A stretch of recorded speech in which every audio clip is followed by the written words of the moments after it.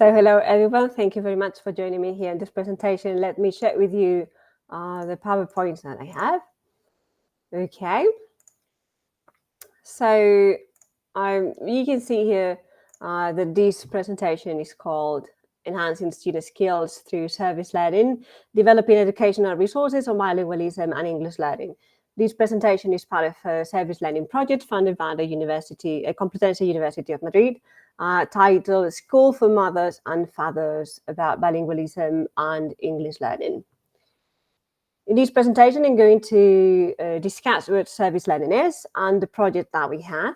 And then we're going to see what the study is about and what the results are, and then some conclusions.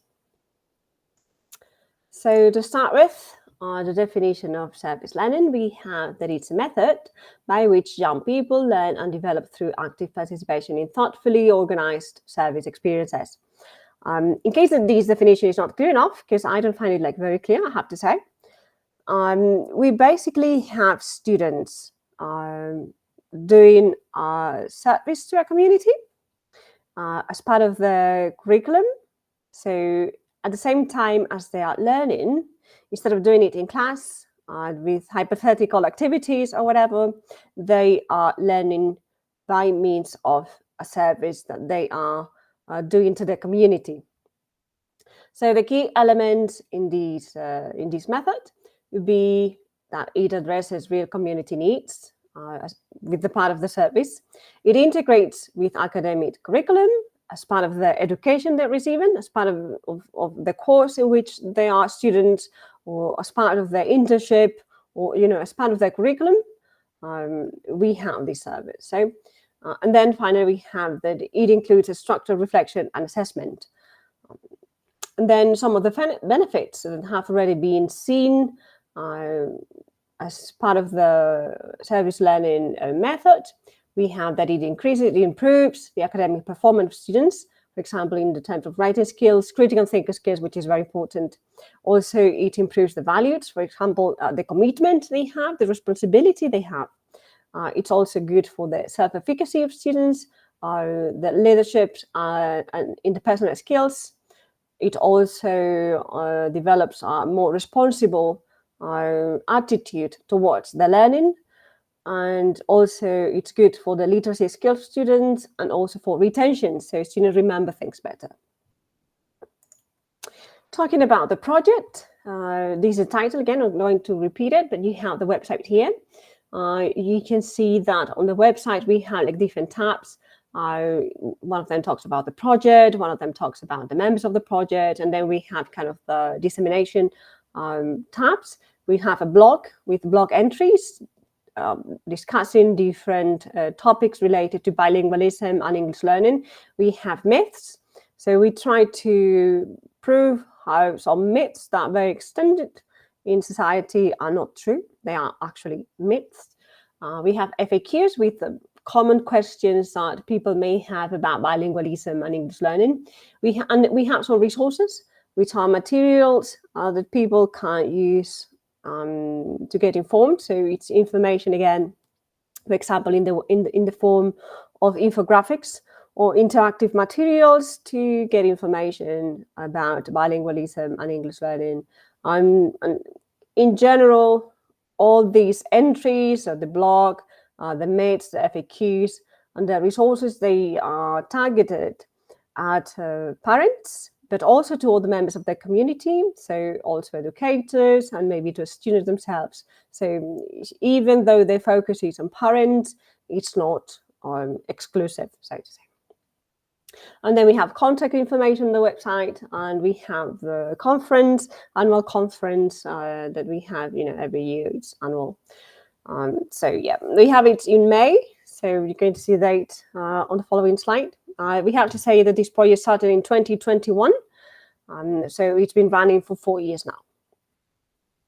The goal of the project is to strengthen the ties between the university and the wider community by engaging undergraduate students as part of their curricular internships in the creation of accessible, research-informed materials to support families, particularly parents, in understanding and participating in the children's bilingual and English as a foreign language learning. The student's role in here, remember that service learning has two parts. Here it has the service and it has the learning. In this presentation and in this study, we are addressing the learning side. So we're focusing on students and if there is any learning in what they do as part of the project. So the role that they have, it's related to academic research, it's related to reflective practice and content production and dissemination. And how do they do it? Well, they carry out research related to bilingualism and English as a foreign language. They participate in the annual conference. You have the information down here. So in this case, it's in the 9th of May, and you have the information on the site. It's online, so in case that you want to take a look, you have the link there also on the website on the program, so you can see it. It's not going to be recorded, so either you go or you miss it. So talking about the activities that students do, apart from participating in the conference too, just to present the research they've done. They also create these materials like blog entries, FAQs, the myth-busting text, the infographics, and all the educational materials and materials for dissemination. Also, we have created an Instagram account, because it's very difficult. We're finding that it's very difficult to go from the university to the society and to the educational community outside the university. So with this Instagram account, we think that it may be easier, and I think it's having some results, so we're very happy with it. So students also take charge of it. And this would be the role they have. So in this case, the study we've done, it was with the students from the different years. So in this case, we had 8 from 2021 to last year that have been part of the project as part of the curricular internships. There were students from the bachelor degree in English Studies. We used our questionnaire with Google Forms with 10 questions following a Likert scale, 1 strongly disagree to 5 strongly agree. And questions were divided into 3 sections. We're going to see it in the results. And basically, they were about self-assessment regarding the different skills that we wanted to measure. Our questionnaires were anonymous, and they were administered after students had finished the internship period. So just to take a very quick view to the global results, you can see that for the 10 questions, the results were higher than 3. So that's a positive answer, because you can see you have the question here on the right. So you can see that all the statements, if you want a positive answer, students should give a 4 or a 5. So having higher than 3 means that students in general thought that they were actually improving, they had improved in these areas, or they have a positive view about these different statements. So in general, the results are very good. We're going to see which items scored high and which items didn't score so high, but again, with positive results. So in this case, we have questions 1 to 7 and 10. You have the questions down here, in case that you don't remember from the previous slides. They're very long. And here on the right side, we have some interpretation about these results. But in general, we can see that students feel more confident. They have improved in their ability to communicate with non-expert, and this is key, with non-expert audiences, because remember that we are not targeting the academic community, we're targeting families and members in the educational community, but outside the university. So if it's an English teacher, that person will be an expert, but if we have other teachers, maybe they are not experts in English as a foreign language or in bilingualism. Also, students think that they can connect theories of second language acquisition to real-life language learning situations and challenges, which is very interesting. And in general, question number 10 was an overall assessment. So in general, they think that the project has helped students, has helped them reflect on their own role. So this is the part kind of related to the service.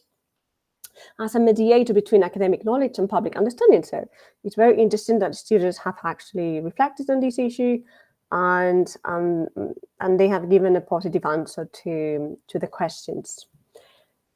So now discussing the lowest scoring items, which again, remember that we have more than 3 points. So it was a positive answer, but not as positive as in the other ones. We have question 3. So they have developed strategies to communicate complex information effectively despite potential language or cultural barriers. So this would be the key in this question. We see that students don't feel they practiced this aspect that much. Participating in this project increased my awareness, so students' awareness of the social and educational inequalities related to access to foreign language learning. Again, students don't think they have reflected that much on this issue. And finally, they have developed skills in critically analyzing discourses and assumptions about English-speaking bilingualism in society. This is very interesting. I have to say that not all, in the same way as resources has been included, the type of resources has been included last year, myths was not from the very beginning. So I think that the inclusion of myths in the activities of students may help increase the results for this question. I think that when they have to debunk myths, they have to have a critical perspective maybe. So I think that maintaining that activity may be good for this aspect. But again, students weren't that happy with they didn't think that they had improved that much in these aspects. So it's something that we should take into account. So in general, achievements, we have that students feel more comfortable creating materials. So some of the students want to become teachers, so it's useful for them in this way to talk to parents, for example. That's also useful for teachers, future teachers in this case. Also, this project has helped them reflect on the role as a bridge between the expert knowledge and non-expert audience, and the responsibility they have as experts and future teachers, maybe those of them who want to become teachers, and the responsibility they have as experts with the community. And the challenges were just taking these cultural and language barriers. I think we should focus on doing some activities related to this, and maybe the blog entries or the myths or the FAQs or the materials, they should focus on how would you do this in this context. So we have to focus on this in these contexts. In the same way with the critical discourse analysis skills, that we have to focus on activities addressing these issues. So in general, we can say that the project has succeeded in improving students' hard and soft skills, although in different degrees. And in the iteration of the project, we focus on the challenges, obviously. So we have to include more activities for the students taking part that focus on these issues. So thank you very much. I hope that you enjoyed the presentation. And this is my contact details, so you can contact me anytime in case you have any questions or comments. So thank you very much.